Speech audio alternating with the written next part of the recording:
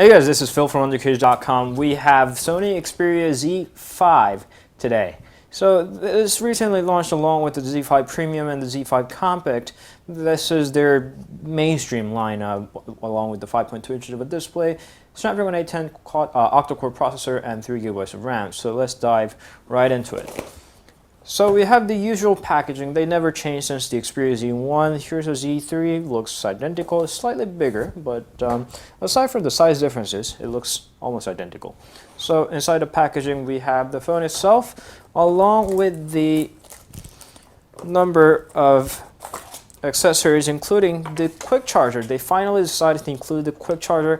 Sony devices were able to hold the quick charges through the externally purchased chargers, but they never included one for default packaging, but they finally did. It has an output of the 5 volts 1.8 amps and 9 volts to 1.7 amps to 12 volts to 1.275 amps. So this is quick charger finally included. It supports Qualcomm's Quick Charge 2.0. There is a micro USB cable, a bunch of manuals, and the earphones. That's pretty much it. Nothing fancy, just classic Sony. And here's the Xperia Z5 itself. It comes in four different colors: graphite black, white, gold, and green. This one you were seeing is obviously the graphite black, if you can't see because of the protective plastic. We're just going to remove that. Here you have the better look at the Xperia Z5. So this is the mainstream model, so it's with the 5.2 inches, it holds right in your hand. It's the more angular in the corner than the Xperia Z3, which has more of a roundish corner, which we're gonna dive into right in a second. We're gonna power this guy up. Although they got a large number, it's called Z5. It hasn't really been long since the launch of the Z1. It's only been 2 years. There's been Xperia Z, Z1, Z2, Z3, Z3 Plus, and there's a Z4, which is the Japanese variant of the Z3 Plus. That's why they skipped the entire numbering of the Z4 series in whole. So comparing with the Z3, it looks identical again. Sony is keeping the classic look, starting from the Xperia Z, or you should say Z1 if you want to count the materials covering the phone as well. They're retaining the same look. Now this time it's this frosted glass instead of the glossy shiny back cover that's been used for a long tradition. It's frost glass, and the front looks, compared to the Xperia Z3, the earpieces are more to the edges of the screen, not to the more of a middle or inside to the screen. The front-facing camera is upgraded. We're going to do a side-by-side comparison over here, but the biggest difference you see is, of course, the power key. The circular power key, which has been iconic design of the Xperia series, is now a longer flat button with a fingerprint sensor built in.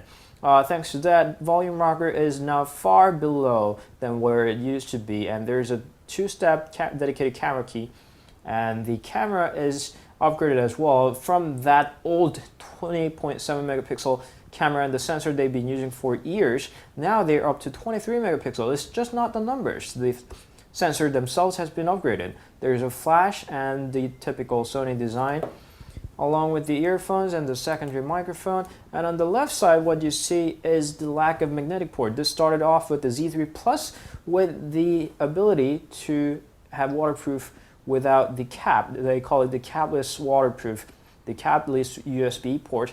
Thanks to that, they removed the charging dock port, which was one of my favorite parts of the Sony phones. They don't have it anymore. Instead, they have a capless USB port.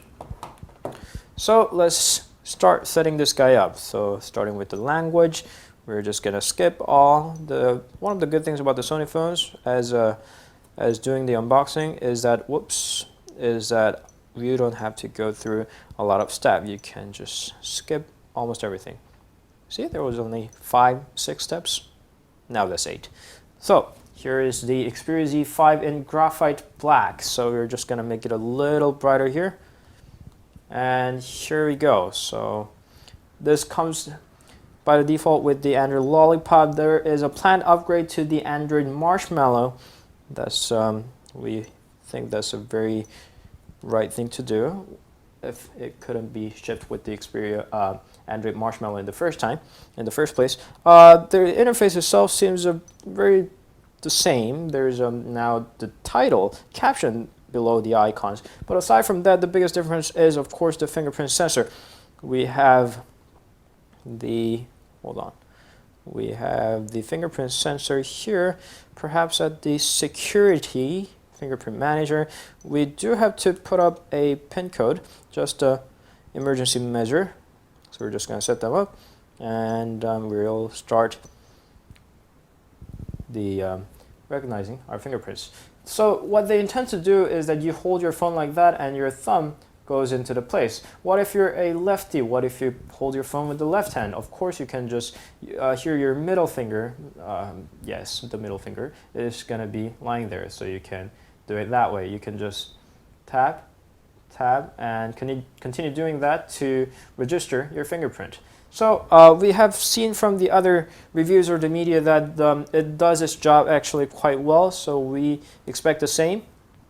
And it's got a Snapdragon 810 octa-core processor with 3 GB of RAM with a pretty much standard screen size. Here we go with the iPhone. It's a 4.7 inches, and if you want more of a latest one, here's an LG V10. This is a big phone, 5.7 inches. So if you want to compare it with the last generation of it, here's the LG G4. So it's pretty much the standard. Sony could have gotten with the narrower bezel, but it seems like they don't want to do that. So here is Xperia Z5. We'll keep on using that, and we'll get back to the more detailed review so you can get to know the Z5 better. So that was Xperia Z5. We'll come back soon, so stay tuned.